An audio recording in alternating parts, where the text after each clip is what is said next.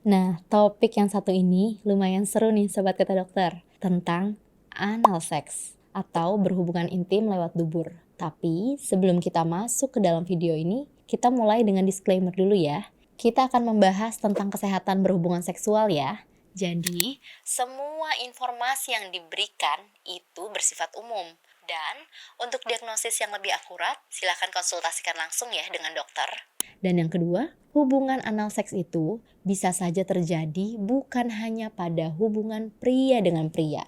Jadi ini berlaku untuk semua gender. Siapapun itu bisa saja terjadi, bukan? Oke, kita akan langsung mulai ke pembahasan hari ini. Pertama, kita bahas dulu perilaku seksual. Apa sih perilaku seksual? Jadi, aktivitas seksual adalah kegiatan yang dilakukan oleh seseorang untuk memenuhi hasrat seksual, baik secara fisik maupun secara emosional, sampai ada di titik orgasme. Kemudian, aktivitas seksual itu tentu banyak sekali jenisnya. Manusia diberikan hasrat seksual untuk memenuhi hal tersebut. Sayangnya, ada aktivitas seksual yang tidak aman yang dilakukan dan cenderung menjadi kebiasaan pada beberapa komunitas yang beresiko. Salah satunya adalah anal seks. Anal seks sendiri adalah hubungan seksual yang dilakukan baik langsung dengan tubuh maupun dengan alat atau bagian organ tubuh tertentu yang dimasukkan ke dalam lubang anus, di mana lubang anus itu sendiri secara fungsi bukan merupakan fungsi seksual. Jadi lubang anus itu adalah fungsi untuk pengeluaran dari kotoran yang dikeluarkan oleh tubuh. Jadi tentunya akan banyak sekali dampak negatif yang muncul apabila anal seks tersebut dilakukan oleh seseorang. Jadi setelah kita tahu artinya, sebenarnya apakah boleh berhubungan intim lewat dubur? Secara normal kita sudah bisa mengetahui ya apakah boleh atau tidak. Tapi di sini kita akan bahas dari sisi medis. Secara medis tentu tidak disarankan. Kenapa? Karena dari jenis jaringannya saja untuk berhubungan seksual itu disarankan dilakukan di area pada wanita, yaitu di area vagina. Kenapa? Karena di vagina tersebut sudah diciptakan dengan jaringan squamous berlapis. Nah, jaringan squamous berlapis tadi apabila dilakukan penetrasi, jika terjadi perlukaan atau luka lecet bahasa mudahnya, itu mudah sekali untuk lapisan tersebut beregenerasi. Memang sudah diciptakan sedemikian rupa jaringan di vagina tersebut untuk mudah mengalami regenerasi dan perbaikan apabila terjadi perlukaan setelah gesekan. Tapi apabila hubungan seksual tadi dilakukan di anus, di mana anus tersebut bukan merupakan tempat untuk dilakukan penetrasi, baik menggunakan alat atau penis, nah atau bagian tubuh lainnya manapun, sehingga apabila terjadi perlukaan di area tersebut, jaringan di anus tersebut akan sulit untuk melakukan regenerasi atau perbaikan jaringan di sekitarnya, sehingga luka yang ada itu bisa bertahan lama, bisa menimbulkan bengkak, peradangan, kemudian bahkan juga bisa menimbulkan fistula atau terjadinya lubang yang diakibatkan oleh luka tadi. Dan kemudian apabila tujuan dari hubungan seksual tadi pun dalam jangka panjang ingin memiliki anak, tentunya hal tersebut juga tidak bisa dilakukan karena anus bukanlah tempat tersedianya sel telur, di mana sel telur tersebut terdapat di ovarium. Jadi hubungan seksual untuk menghasilkan anak harus dilakukan melalui tempat yang benar, yaitu penetrasi melalui vagina. Jadi intinya kalau bertanya kepada medis boleh atau tidak, jelas lebih besar resikonya karena hal tersebut bukanlah organ reproduksi atau organ untuk melakukan hubungan seksual.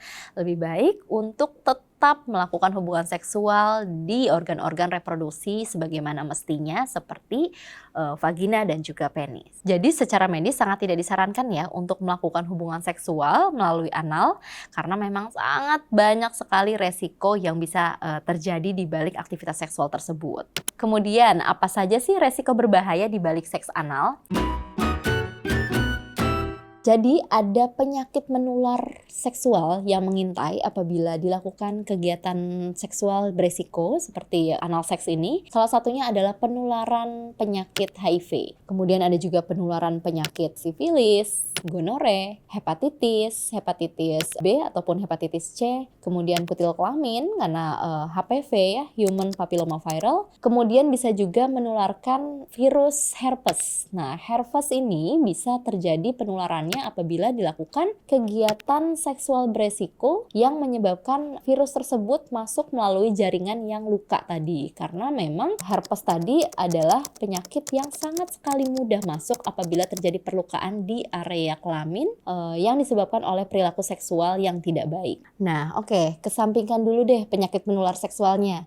Dan kita akan bahas dampak berhubungan seks anal dengan kenormalan cara kerja anus nih. Apa yang bisa terjadi pada kesehatan dubur jika sering melakukan seks anal?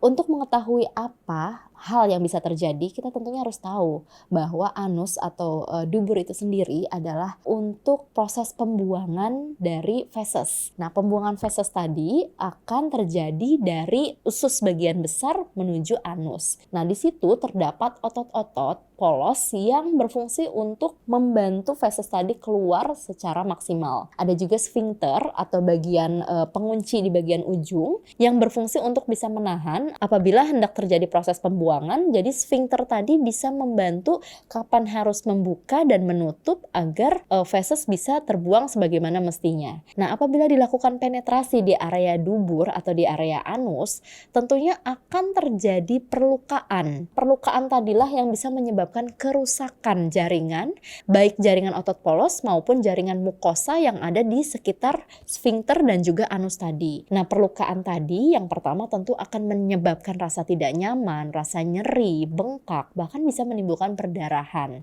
Nah, perlukaan yang terus-menerus juga bisa menyebabkan lubang atau fistula yang dalam jangka panjang tentunya bisa mencetuskan infeksi. Karena daerah tersebut adalah daerah yang sangat kotor di mana feses atau tinja itu adalah zat akhir pembuangan yang tentunya memiliki banyak sekali bakteri, baik bakteri baik maupun bakteri yang tidak baik. Apabila terkontaminasi dari area tersebut ke organ lain di sekitarnya, akan menimbulkan infeksi yang tentunya bisa mengakibatkan penyakit-penyakit tertentu. Nah, selanjutnya sphincter ani tadi yang berfungsi untuk mengontrol pembuangan, bisa membuka dan menutup sesuai dengan instruksi tubuh, itu bisa mengalami kerusakan. Nah, pada saat terjadi kerusakan dari sphincter ani tadi, tubuh tidak lagi bisa mengatur kapan akan sphincter tersebut membuka atau menutup. Jadi bahasa umumnya seperti los saja begitu. Pada saat tubuh ingin melakukan pembuangan feses atau tinja, itu tidak bisa dikontrol kapan harus membuka atau menutup. Jadi feses itu bisa keluar begitu saja apabila sphincter anus tersebut sudah terjadi kerusakan. Nah, lalu bisa juga terjadi prolaps ani. Nah, prolaps itu apa sih? Prolaps itu adalah keluarnya sebagian jaringan, terutama pada